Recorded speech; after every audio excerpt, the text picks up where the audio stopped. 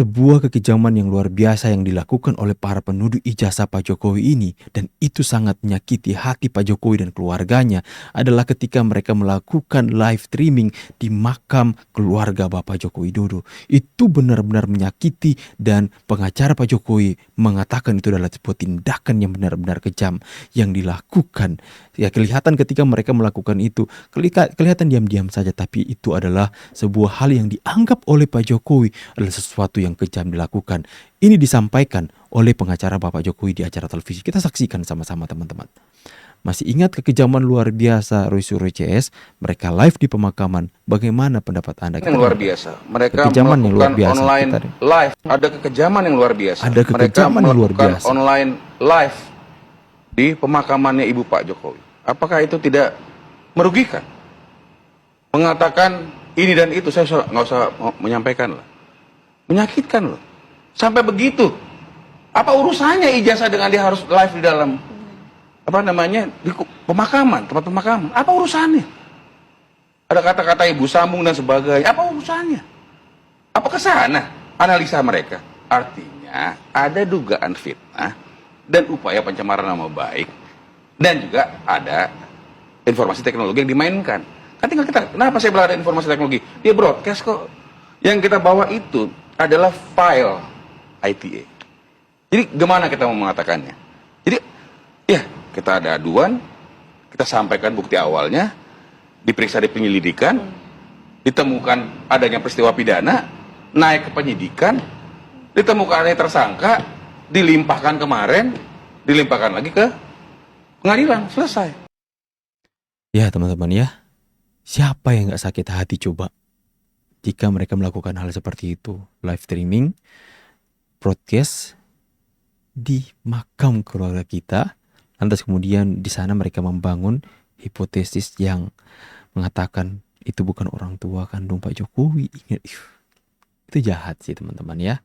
Itu sampaikan langsung. Siapa yang gak tersakiti coba? Kita next teman-teman. Buat teman-teman YouTuber Nusantara dan juga teman-teman Gibranisti, marilah kita semakin solid mengawal pembangunan dan melanjutkan kerja-kerja Pak Jokowi dimanapun kita berada, dimanapun kita mengemban amanah. Buat teman-teman YouTuber Nusantara. Asik deh YouTuber Nusantara dapat salam dari Mbak Grace Natali. Oh Mbak, salamnya dari Vicky Himpong Mbak. Ada salam juga dari Opung Parabelak. Sama Argi Panani. Iya. Senangnya kita dapat salam dari Mbak Grace. Aduh, luar biasa ya. Salam balik ya, sehat-sehat selalu Mbak Grace Natali. Karena yang menjadi objek perkara kita sekarang yang sedang sidang, Ibu Tifa, adalah pencemaran nama baik dan fitnah.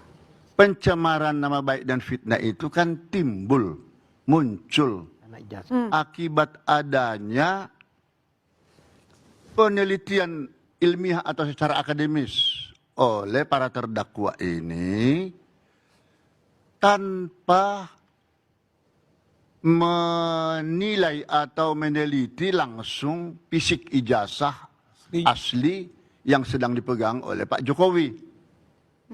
Ini muncul ke permukaan, dipublisir ke berbagai medsos, kan begitu.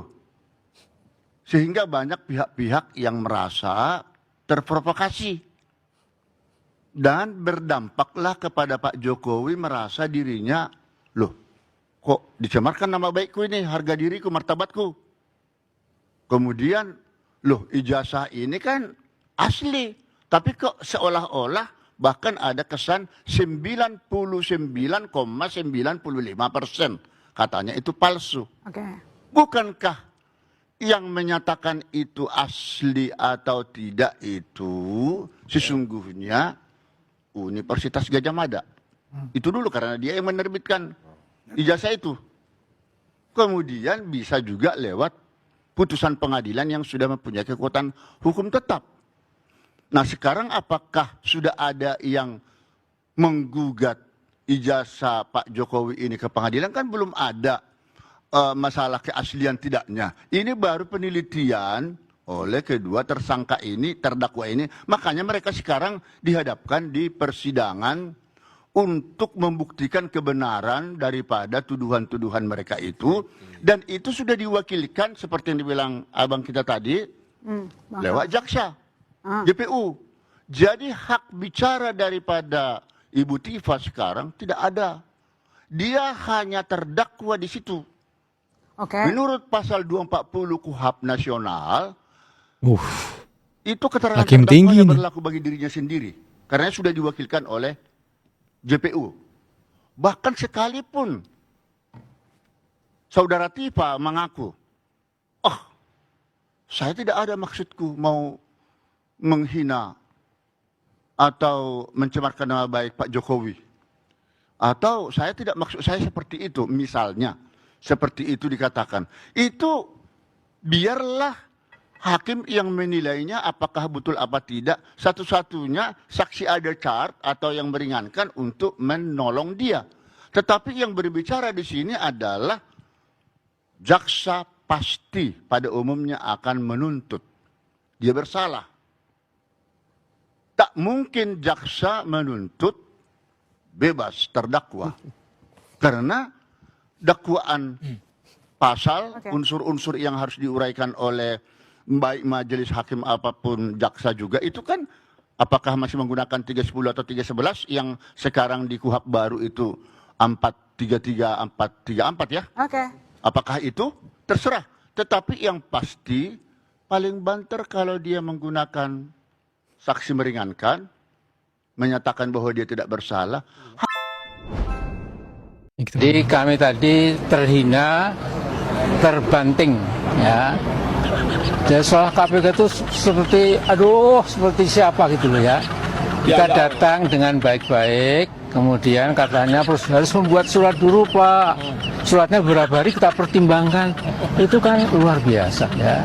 Jadi Mas Jokowi, saya kira nama Jokowi itu Joko Widodo. Tapi kalau Anda tidak bisa menyelesaikan masalah korupsi, namanya Joko Wirang. Ya, malu sekali ya. Jadi Mas Jokowi, please ya.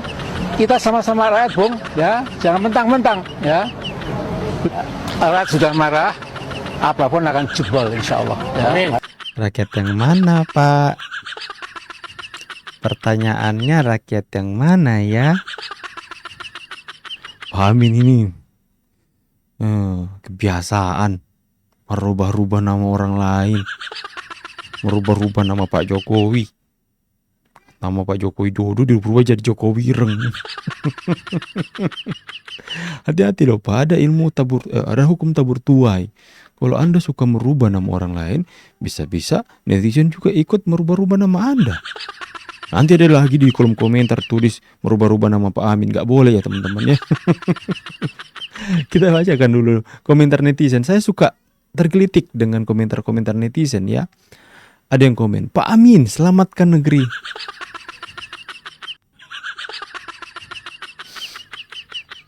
Min, ingat umur, bersihkan hati, buang jauh sifat dengki dan benci sama orang lain. Hidup Pak Jokowi, semoga sehat selalu dan lancar rezekinya Pak Amin Rais. Amin. Rakyat yang mana? Stres berkepanjangan. Betul Pak Amin Rais di tahun 2029 mencalonkan diri jadi presiden.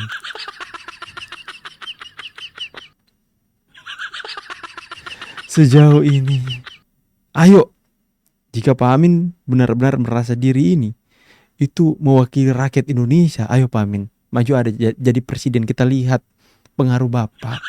Kita lihat, majulah jadi calon presiden 2009. Kita lihat buktinya. Jangan-jangan nyungsep di 0%. Gak mungkin lah. Gitu-gitu dia banyak mendukung teman-teman. Oh ini yang lagi viral, dapatkan 9,9 juta tayangan. Satpol PP Kota Banda Aceh melakukan razia pengawasan busana di kawasan Blang Padang dan bantaran pantai Ulelew. Ini tentu saja menimbulkan banyak komentar netizen di mana razia celana pendek di Aceh. Satuan Polisi Pamong Praja dan Wilayatul Hisbah Kota Banda Aceh melakukan razia pengawasan busana ya. Jadi orang olahraga ini teman-teman ya, orang olahraga pakai celana pendek nggak boleh. Pada video yang diunggah di akun Instagram resmi Satpol PP Jumat, tampak sebelum muda-mudi yang sedang jogging atau olahraga ditertibkan dalam pemasan tersebut. Mereka yang mengenakan celana pendek diberikan pembinaan dan imbauan secara persuasif langsung di lokasi. Pengawasan ini merujuk pada Aceh nomor 11 2000 dan pelaksanaan syariat Islam di itulah pemerintahan kota melalui Satpol PP. Oke teman-teman ya. Jadi mungkin menurut pandangan mereka pakai celana pendek haram teman-teman. Saya nggak tahu ajaran yang ada di sana, tapi tentu saja ini menimbulkan kontroversi bagi netizen teman-teman. Kalian tahu kan netizen Indonesia seperti apa? Ini yang lagi viral berkembang di sosial media teman-teman ya. Jadi kalau misalnya pandangan pakai celana pendek haram, berarti haram semua itu pemain bola di Piala Dunia itu. Ya semua apalagi yang mau renang-renang ya kalian pakai sarung saja. Itu kata netizen ya. Kita baca komentar yang beragam dari netizen teman-teman ya, bukan kata saya. Celana pendek dirahasia, nggak pakai celana di download. Maksud Anda apa? Hei, komentar sembarangan kamu ya. Ayo jogging pakai sarung. Negara apa namanya? Konoha. Banyak aturan. Maju kagak. Kalau Persija Banda Aceh main bola pakai celana apa guys? Sarung ya. Terlalu banyak aturan di sana tapi nggak maju-maju katanya. Apa sih komennya? Tapi daerah ada aturannya sendiri. Bukan karena gampang ini gampang itu. Di mana bumi dipijak situ langit dijunjung, hargai saja selama demi kebaikan. Dibalas ya. Tapi ini tuh match dan nggak guna sih kak. Baju aja sampai diatur nggak banget. Udah ya ping ya. Di negara muslim kalau ada orang-orang rahasia kah karena pakai pakaian yang agak terbuka. Aturnya bapak maju kagak. Banyak aturan untuk gue lahir di Bali. Kalau Bali ya, dalam ini rahasia ya teman-teman ya. Udahlah ya, kita nggak usah banyak terlalu membahas itu aturan di daerah mereka, tapi lucu aja ya. Sedangkan di Arab Saudi sana pemain bola semuanya pakai celana pendek ya. Cristiano Ronaldo pun bermain pakai celana pendek. Gimana ya kalau misalnya Cristiano Ronaldo memakai sarung bermain di Arab ya. Tapi saya nggak itu hanya menimbulkan kontroversi saja di kalangan netizen soal aturan, ajaran atau apa. Saya tidak mau komentar lebih jauh karena itu adalah hal yang sensitif ya. Mending kita main aman saja guys ya. Cuma itu yang lagi viral sampai 9 juta tayangan di TikTok teman-teman. Bagaimana pendapat kalian semua? Saya pamit dulu, see you on the next video and God bless. Bye guys.